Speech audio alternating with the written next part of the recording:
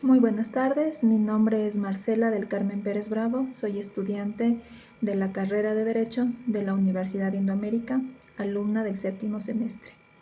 En esta ocasión estoy presentando el video solicitado sobre la simulación de audiencia ante la Corte Interamericana de Derechos Humanos en el caso de Paola Guzmán Albarracín y otras versus el Estado ecuatoriano. El rol asignado es el rol del Estado. En esta ocasión voy a tratar de fusionar la simulación con el criterio jurídico, ya que el trabajo que estoy presentando es individual. Apertura de la audiencia. Señores jueces, honorables jueces, señora secretaria,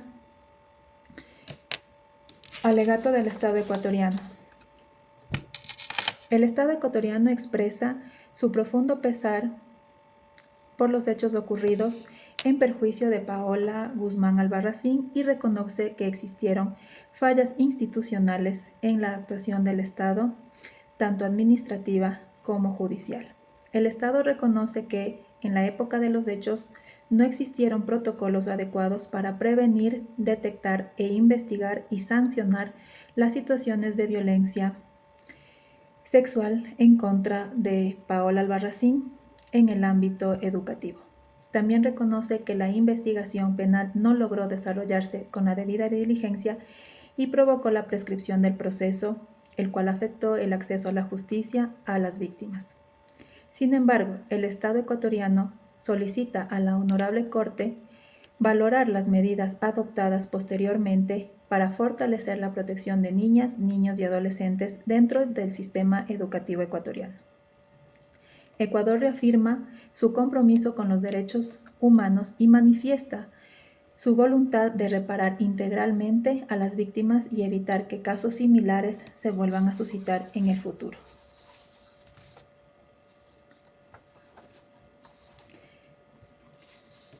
A continuación, mi criterio.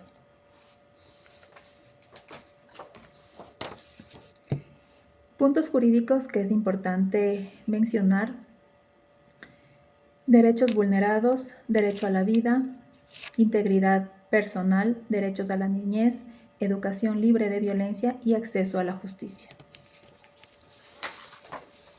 Criterio jurídico sobre el caso Paola Guzmán Albarracín y otras versus el Estado ecuatoriano. En esta intervención trataré de presentar un criterio jurídico sobre el caso antes mencionado, resuelto por la Corte Interamericana de Derechos Humanos en el año 2020. Este caso constituye un precedente, uno de los más importantes en América Latina, respecto a la protección de niñas, niños y adolescentes frente a la violencia sexual en instituciones educativas públicas. Desde mi perspectiva como estudiante de Derecho, considero que la sentencia refleja cómo la omisión del Estado puede generar responsabilidad internacional cuando no garantiza adecuadamente los derechos humanos de las personas bajo su protección, especialmente cuando se trata de menores de edad. Este caso se centra en Paola Guzmán Albarracín, una estudiante ecuatoriana que sufrió violencia sexual sistemática por parte de una autoridad del vicerrector de su colegio cuando tenía 14 y 16 años de edad, según los hechos probados dentro del proceso. El funcionario educativo utilizó su posición de autoridad para manipular a Paola y condicionó su situación educativa, académica, y de esa manera mantener relaciones sexuales con él. Aquí es importante analizar jurídicamente la relación de poder que existe. No se trata de una relación de igualdad de condiciones, sino entre un adolescente y una autoridad educativa que tenía influencia sobre sus calificaciones y permanecía dentro de la institución.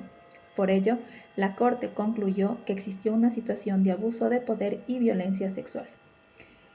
Uno de los elementos más relevantes en este caso es que la Corte reconoce que el Estado no solamente responde a las acciones directas de los funcionarios, sino también a las omisiones institucionales.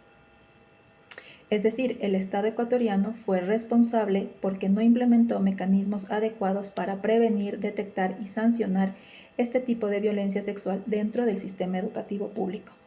La sentencia demuestra que en aquella época no existieron protocolos eficaces de denuncias ni medidas de protección para estudiantes víctimas de violencia sexual. Además, varias personas dentro del colegio conocían o sospechaban de la relación que se mantenía entre estos dos individuos, pero no realizaron acciones oportunas para protegerla.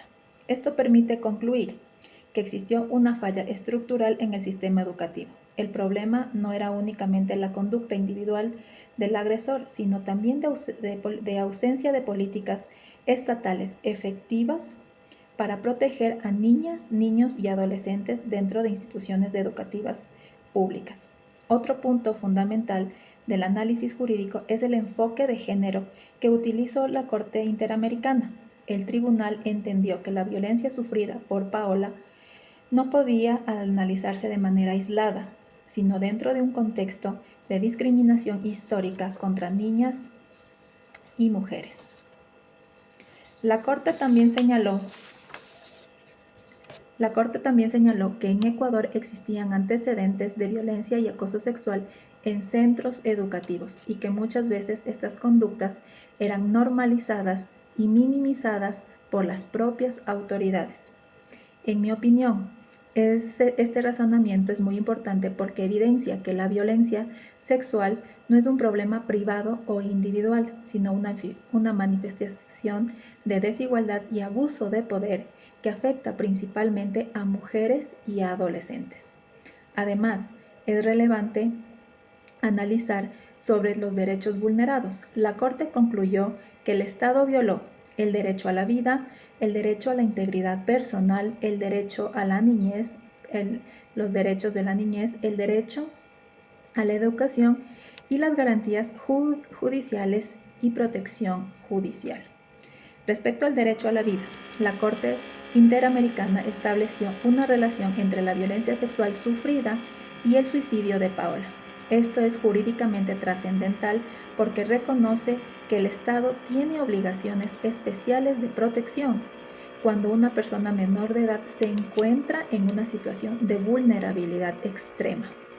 Desde mi criterio jurídico, el suicidio de Paola no puede entenderse únicamente como una decisión individual. Debe analizarse considerando el contexto de presión psicológica, abuso de autoridad, miedo, manipulación y falta de apoyo institucional que ella enfrentaba. Asimismo, considero especialmente grave la vulneración del derecho al acceso a la justicia. Después de la muerte de Paola, el Estado no actuó con debida diligencia para investigar y sancionar al responsable. El proceso penal terminó prescribiendo debido a la falta de actuación eficaz de las autoridades estatales. Esto evidencia una violación clara de los artículos 8 y 25 de la Convención Interamericana sobre los Derechos Humanos relacionados con las garantías judiciales y la protección judicial efectiva. En términos jurídicos, la debida diligencia implica que el Estado debe investigar seriamente las violaciones de los derechos humanos, identificar a los responsables y evitar la impunidad, algo que no sucedió en este caso en específico. Otro aspecto importante es que la Corte desarrolló estándares sobre el derecho a la educación libre de violencia. Desde una perspectiva moderna de los derechos humanos, no basta con garantizar el derecho a la educación. El Estado también debe asegurarse que las instituciones educativas sean espacios seguros y libres de violencia sexual, discriminación y abuso de poder.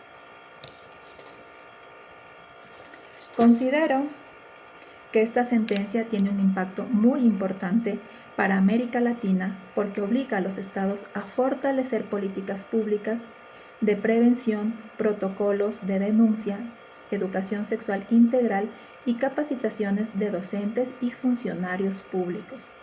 Además, la sentencia fortalece el principio del interés superior del niño y la protección reforzada que deben recibir niños, niñas y adolescentes conforme a los estándares internacionales de los derechos humanos. También es importante mencionar que la Corte aplicó instrumentos internacionales como la Convención Americana de los Derechos Humanos, la Convención de Belén du Pará y la Protección de San Salvador.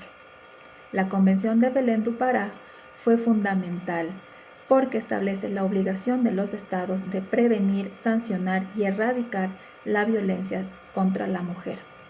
En conclusión, considero que la decisión de la Corte Interamericana fue correcta y necesaria, porque reconoce la gravedad de la violencia sexual en el ámbito educativo y establece obligaciones claras para los estados.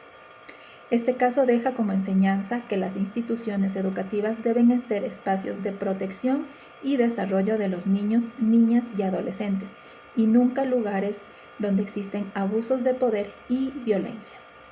Finalmente, desde mi formación jurídica, considero que esta sentencia representa un avance importante en la protección internacional de los derechos humanos y en la lucha contra la impunidad en casos de violencia sexual contra menores de edad. Muchas gracias.